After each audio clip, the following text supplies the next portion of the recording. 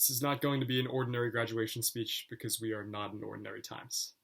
Senior year was supposed to be the best, filled with vibrant smiles, crazy adventures, and heartwarming memories. But then it all got cut short. Every day we wake up and it feels the same. Monotony, isolation, frustration, and strife. We're stuck inside our homes at the very time when we want to begin exploring the world. We're stressed for our loved ones, we're anxious about the future.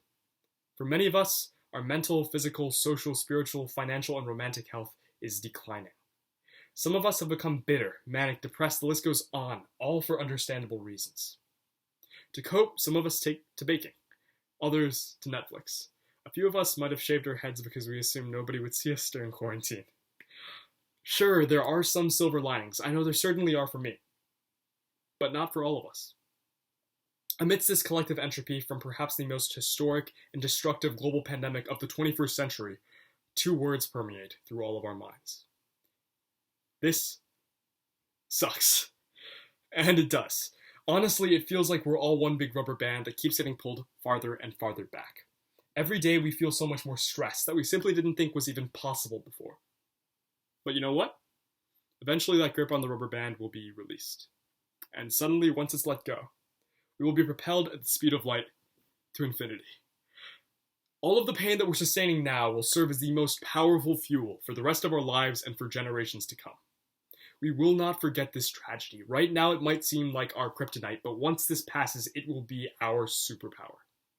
In terms of touch, we will appreciate every hug from our friends like never before because Zoom was not enough.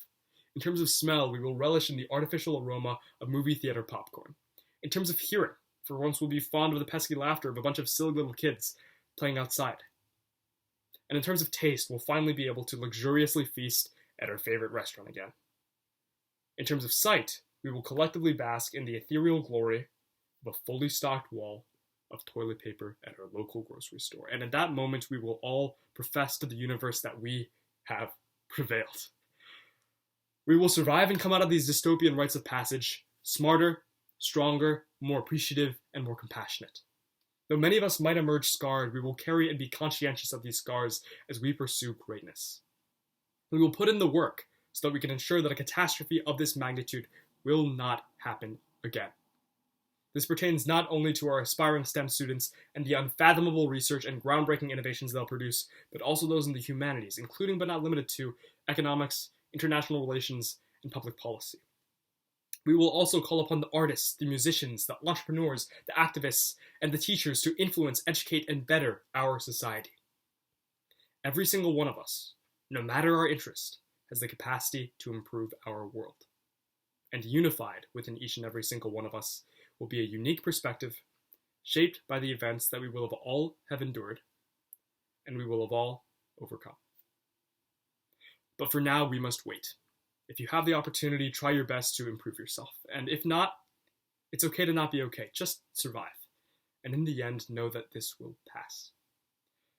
Class of 2020, we are the generation of change. Together, we can and will defeat this darkness, from which we will create a future brighter than any before. So thank you. Please stay well, and soar high.